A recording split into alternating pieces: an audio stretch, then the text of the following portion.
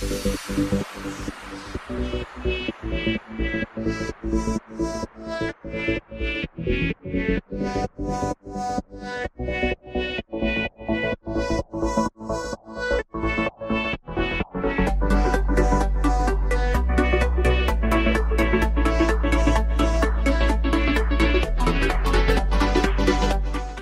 hey guys, it's Michael here from Bitcoin.com. I'm joined by the winner of the Coinsbank Cruise competition that we recently ran, Derek Magill, and he won the competition by creating a video on how cryptocurrency has changed his life. So he's here with us now. Why don't you tell us a little bit about how cryptocurrencies changed your life? Yeah, so you know, I'm one of the things that I do among a number of things is write. I write on my blog, derekmagill.com, kind of write all over the web too on just a bunch of different topics, you know, alternative education, career building, but a lot of stuff on Bitcoin as well, Bitcoin Cash in particular. And you know, I never really did any ads on my blog, and my blog was always kind of a way to indirectly make money. You know, I get speaking opportunities and business opportunities and clients and stuff like that from my blog, but it wasn't something that was directly generating money until Bitcoin Cash, really. When Bitcoin Cash came about, and I saw this opportunity to be able to actually start charging, you know, a cent or 5 cents or 10 cents or $1, however much people wanted to pay to be able to actually just, you know, read my content. It's all free, but people like to just basically, you know, send me a microtransaction or two for an article that they like, and that's turned into a, you know, a sizable you know, side income for me essentially, which has been a lot of fun. It's allowed me to continue writing, continue to develop my writing, develop my audience of people around the world. And it's, you know, it's not possible, I would say, with the traditional financial system, because I have a lot of people who are sending me literally like 5 cents. You know, you can't do that with the credit card, so the ability to do that with cryptocurrency, with Bitcoin Cash in particular, has been pretty incredible for me.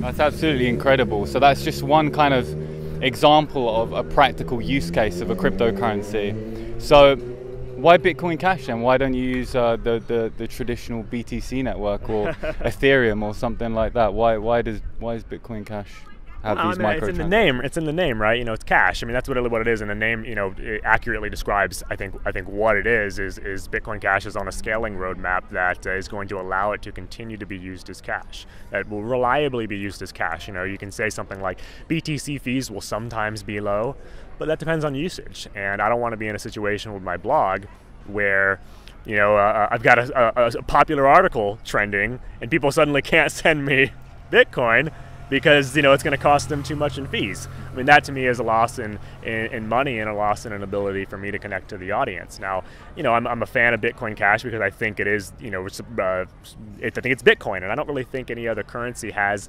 improved upon Bitcoin, frankly. You know, I think a lot of the technical improvements people are looking at are trivial, really, and I think a lot of economic solutions have actually been a step backwards. So if we're looking at, you know, the original visions set by Satoshi, I still think that's the best one that we've created in the cryptocurrency space, and Bitcoin Cash is that. I 100% agree with you. I think Bitcoin Cash is, you know, Satoshi's vision, and, you know, it scales, it works, it's cash for the world. In terms of the future then, you know, because we are at this stage where cryptocurrency is gaining mainstream adoption, but, you know, we're in Monaco right now, we just had lunch, but we couldn't pay for lunch with Bitcoin Cash. How do you see the future progressing in terms of, you know, how do we get this so that every restaurant in Monaco has Bitcoin Cash, or every restaurant, every you know, merchant has Bitcoin Cash? You know, what's your kind of opinion on that, and where do you think what do you think the future holds? Well, you know, I should say, you know, I'm not a crypto utopian in the sense that I think all of this stuff is inevitable. That was something that I always found a little off-putting about some of the cryptocurrency space, which is like, oh, this has been done, and so like it's just the inevitable course of history that this is going to be widespread and mainstream. And I don't think that's the case necessarily. I really think that it requires a lot of active work, which is you know, why I like what you guys are doing at Bitcoin.com, I would say, so much. I think it's actually very valuable, important work, and that, you know, without people doing that kind of stuff, we're never going to get to where we want to go. You know, in terms of spreading adoption, I guess for me the biggest thing is actual use. So like, you know, if you send someone a little bit of Bitcoin Cash, and then they actually go out and use it on something, they use it on a money button, they use it on a blog, they use it on purse.io or something like that. That first transaction, you can see it in their eyes, like it changes their whole worldview about what money is supposed to be, and about, you know, what the potential for that technology is. You know, and I've seen this time and time again. I've seen this people all around the world. You know, they make their first transaction, and suddenly it's like, wow, this is better than the existing system. I think that's where we, actually start to see some substantial change. We get you're a big Bitcoin Cash advocate. We get that you're a big cryptocurrency advocate. What other projects are you working on? Yeah, I mean, so Bitcoin Cash, it's become an increasingly, important part of my life, but cryptocurrency is I guess, relatively small in my life. Though I would say I've sort of always been interested in the idea of hard money. I mean, from a very early age. I think 8 or 9 years old, I was asking for tiny bits of gold instead of normal allowance. And, by the time I was like 10, I had my first ounce of gold. And I was getting gold, and I liked gold. I mean, for me, it was something that was very clear, like this has, a better value than paper money. I would see like a $1 bill, a $5 bill, $100 bill, and like, there's nothing different, but they're just a number printed on a piece of paper. And for me, that just never really felt right, I guess. And so gold was something that was really interesting to me, and then Bitcoin kind of just became the natural kind of, extension, the next step when that actually came out, and I realized the potential of that. I was always in the libertarian space, the objectivist space. So I was, very interested in freedom and stuff like that, pro-capitalism, and I saw Bitcoin as a very capitalist market solution to the problem of money. But my main work these days is focused primarily on sort of alternative education, and I don't really like that term because I would say more just helping people build careers without college. So I'm a big advocate for sort of sidestepping the traditional credentialization process that people go through in college. I think a lot of it is a waste of money and waste of time, and it's really a system that's sort of propped up, I think, in many ways by the state right now. So what I do is I write and I speak, and I have a company called Pathly, and we actually help people build careers without going through the traditional college system. Okay, let's take a sidestep. Let's dig into that just a little bit. So what advice would you give to someone? What are like the top 3 bits of advice you'd give to someone that doesn't want to go to uni or study and go through the traditional route and wants to kind of be successful in our capitalist system? Well, it all depends on the kind of job you want to go into. I mean, if you're going into kind of a government cartel like law and medicine, you're going to be required to go to college in some sense. You're going to go to jail if you try. But for most jobs, for most careers in the private sector, there's a couple things. It's number one, understand the difference between expressed preferences and revealed preferences. So it's an economic principle. When someone says, for example, an employer says, I require a college degree, or I require 3 years of experience, or 5 years of experience, or whatever, that's an expressed preference. And you can say and look at that and say, oh, I don't meet that checkbox, so I can't get the job. The reality is there's a revealed preference underneath. What are they actually asking for? What they're actually asking for is very simple. It's, I want someone who can create more value than I take out in salary and who I can trust, and that's it.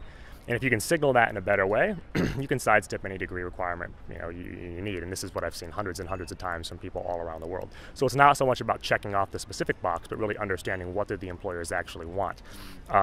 Number 2, have a value proposition. So instead of actually applying to a job with a resume and saying, here I am, hire me, I'm a good learner, or I'm a good leader, come to the company and say, here's the 3 things that I want to do for you that are going to be valuable for you. Here's why it's going to justify you paying me money. It's very simple. Just treat yourself like a product and market yourself to a company as if you were selling an actual product. And if you do that, nobody else is doing that still. It's incredible to me the ways that people apply to jobs, the traditional hiring process. So if you do that, a company is going to see that and say, oh, this is definitely someone worth taking a chance on. Number 3, which is what I did, is just offer to work for free.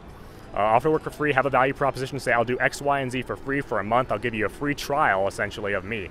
Like consumers, we love free trials, we love refunds, but there's, with employers, there's a lot of risk people are assuming when hiring somebody. There's a lot of turnover risk, there's a lot of costs that go into training someone and bringing somebody on board and getting them, set up with taxes and all that kind of crap that goes into hiring. If you can lower the risk by saying, I'm going to work for free for a little while to kind of give you a trial run of me, again, that's something that an employer, it's a no-brainer for them. So those are typically the kind of things that I work on with people or that I recommend to people when they're trying to do this. Yeah. No, I would, I think that's incredible advice. Thanks. And I think that, just in my own opinion, I think a lot of people are quite passive when it comes to that kind of job search. Yeah. And I think being active and being someone that, if you don't have a job and you can't find any jobs to apply for, create the opportunity yourself. Reach out, offer to work for free, as you said. Put yourself out there a bit, and worst case scenario, they're going to say no, and you're going to be in the same position you're in anyway. So Fantastic. Thanks so much for spending the time to do this interview. Where can people find out more about Derek Magill? Yeah, so you can go to my blog, derekmagill.com, DerekMagill. I write a lot about Bitcoin Cash. I write a lot about college stuff too, but if you like Bitcoin Cash or you like college or you like both, check it out. Fantastic. Thanks a lot, guys. Subscribe to the channel. If you want more interviews like this, post in the comment section below, and we'll see you soon.